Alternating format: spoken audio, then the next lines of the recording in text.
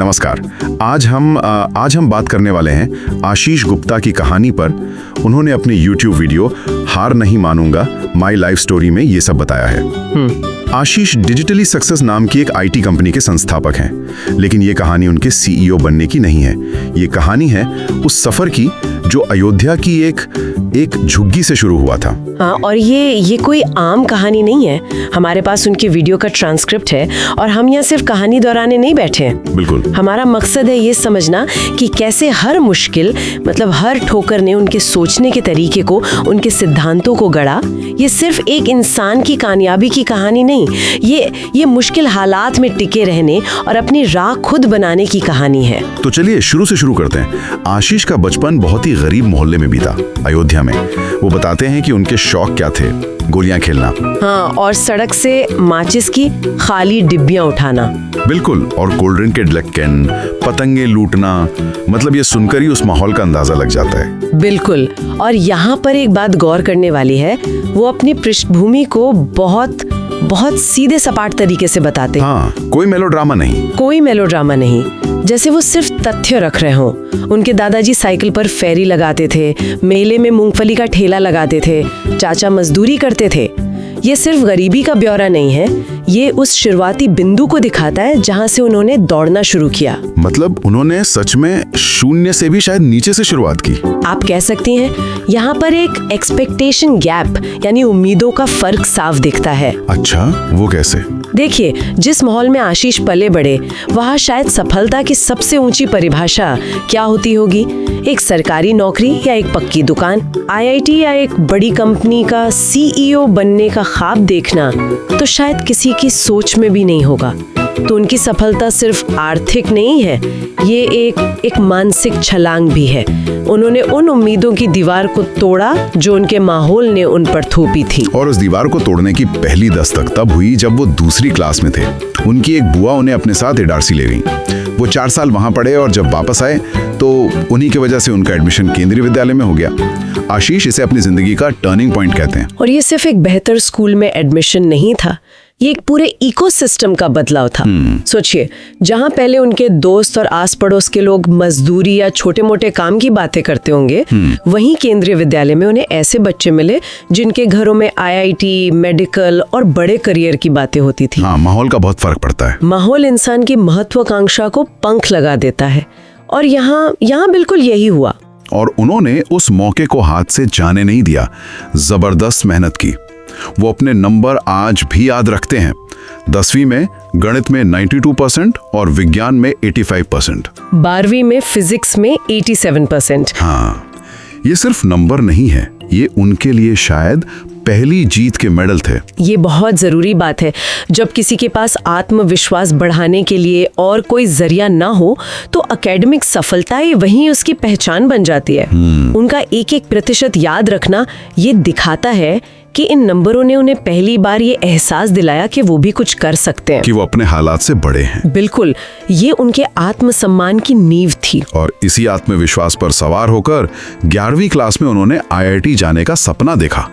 उस माहौल से निकलकर IIT का सपना देखना ही अपने आप में एक बहुत बड़ी बात थी। 12वीं के बाद वो कानपुर गए, कोचिंग में एडमिशन लिया, पर उनका सिलेक्शन नहीं हुआ। और ये थी उनकी जिंदगी की पहली बड़ी ठोकर। हाँ, पहला बड़ा झटका।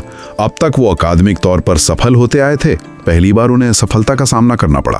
और ये सफलता ऐसे समय में आई जब घर के आर्थिक हालात बहुत खराब थे। यहीं पर उन्होंने एक फैसला किया, और वो फैसला सच कहूं तो थोड़ा अजीब लगता है। उन्होंने तय किया, अब पढ़ाई नहीं करनी, अब सिर्फ पैसे कमाने। मतलब एक सपना टूटते ही उन्होंने दूसरा सपना देखने की कोशिश भी नहीं की। अक्सर हम ऐसी कहानियों में सुनते हैं कि इंसान ने दोबारा कोशिश की, तीसरी बार की, पर उन्होंने नहीं की।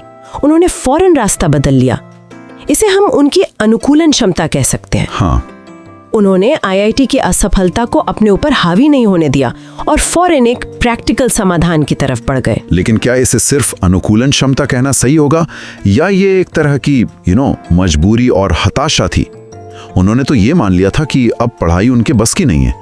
ये एक सपना टूटने जैसा भी तो लगता है। आपका सवाल बहुत अच्छा है और शायद जवाब इन दोनों के बीच में कहीं है।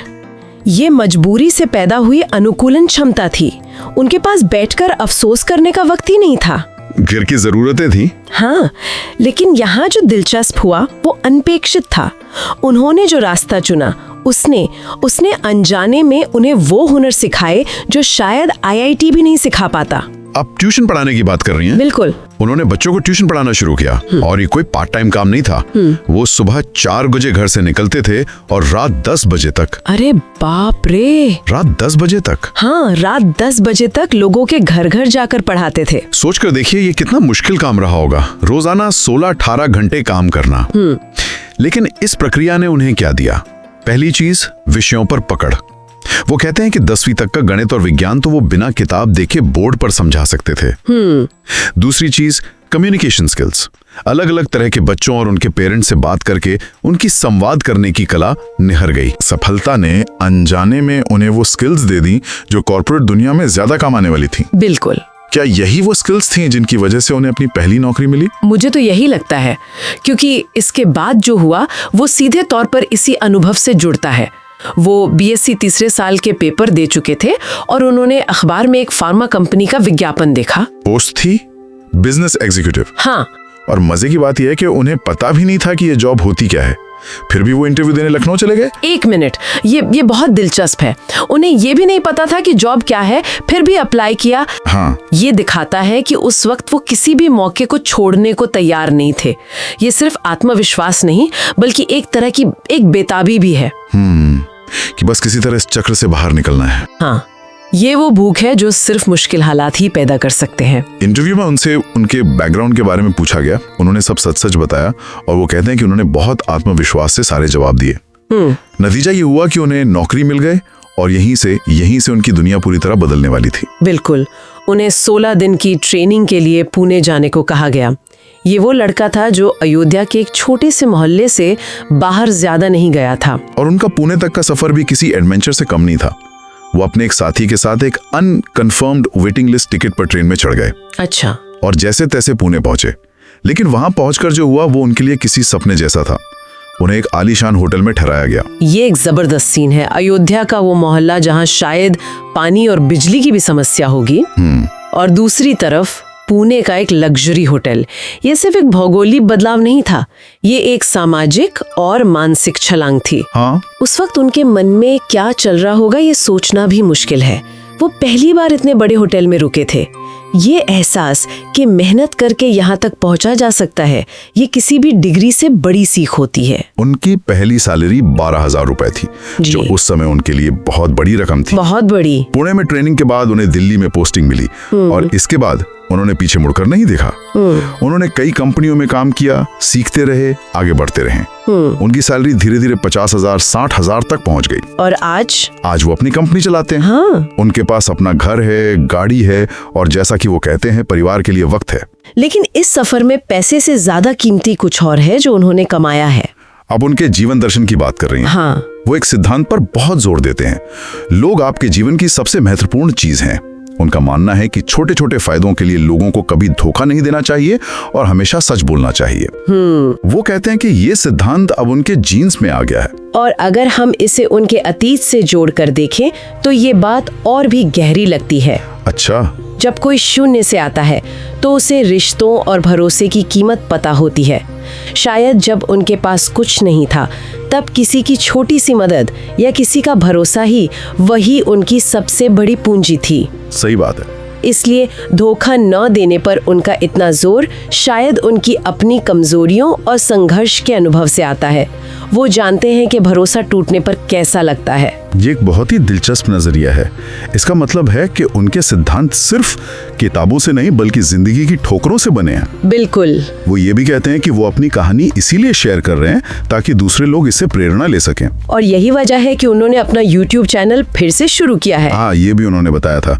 उनका पिछला चैनल जिस पर 300-400 वीडियो थे वो किसी वजह से डिलीट हो गया था और अब वो फिर से शून्य से शुरू कर रहे हैं। तो इस पूरी कहानी का निचोड़ क्या है? ये सिर्फ अयोध्या के एक लड़के के सफल उद्यमी बनने की कहानी नहीं है। ये कहानी है कि कैसे आईआईटी में मिली असफलता ने उन्हें उन रास्तों पर धकेल दिया जो उनके लिए बेहतर साबित हुए। ये कहानी है कि कैसे जिंदगी की सबसे बड़ी सीख अक्सर हमारी सबसे बड़ी गलतियों या हार में छिपी होती है। और अंत में एक सवाल जो ये कहानी हमारे लिए छोड़ जाती है। क्या? आशीष ने बताया कि उनका पिछला चैनल डिलीट हो गया और अब वो फिर से शुरुआत कर रहे हैं। ये लचीलेपन और विरासत के बारे में एक गहरा सवाल उठाता है। अच्छा। अपनी कहानी को दोबारा बताने का काम, शून्य से फिर से अपनी विरासत बनाने का ये काम खुद कहानी को कैसे बदलता है। जब कोई इंसान अपनी जिंदगी की कहानी दूसरी या तीसरी बार सुनाता है तो क्या वो कुछ चीजों पर ज्यादा जोर देता है और कुछ को छोड़ देता है? और ऐसा क्यों होता है? क्या समय के साथ हमारी अपनी कहानी के मायने भी हमारे लिए बदल जाते हैं? ये सोचने वाली बात है।